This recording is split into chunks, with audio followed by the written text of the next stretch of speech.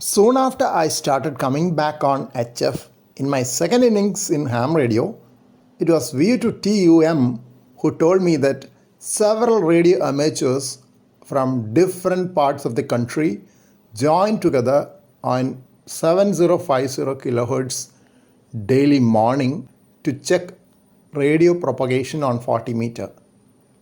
Belgaum net starts only at 7 am IST or 0130 Zulu. Prior to that, sometimes even as early as 5:30 am, though usually around 6:30 am, radio amateurs start joining 7050 kHz. Typical nature of ionospheric propagation can be clearly observed if you monitor the frequency for about an hour. To begin with, most distant stations like VU2TUM from Gurugram and VU2JF from Rajkot are heard, while local stations like VU2RTF will not be heard in my region, even though more distant stations are able to copy. As the time progresses, distant stations gradually disappear from the waterfall display of my radio, while nearby stations become very strong, even as much as 59 plus 20 dB. At that time, there is a dense display on 7050 kHz on the waterfall display. The time at which this change occurs is not constant on all days. Usually, by the time Belgaum net starts at 7 am, stations at most distant parts of the country are no longer audible here.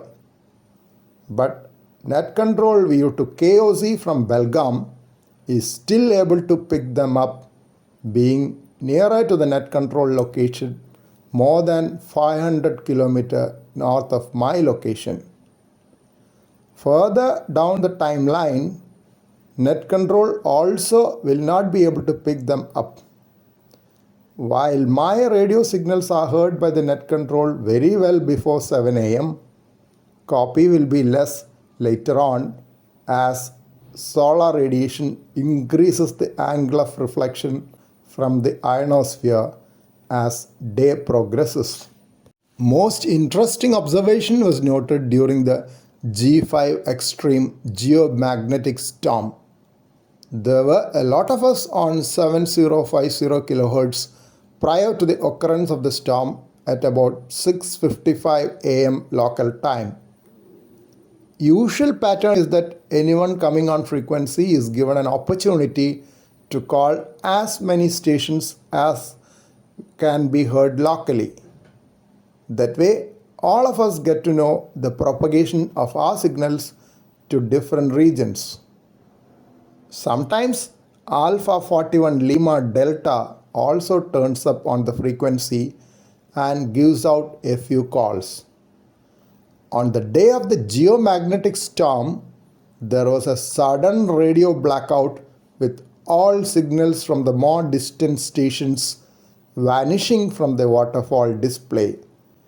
The change was so dramatic that we did not know what was happening. It was only later that we found out that it was due to the geomagnetic storm.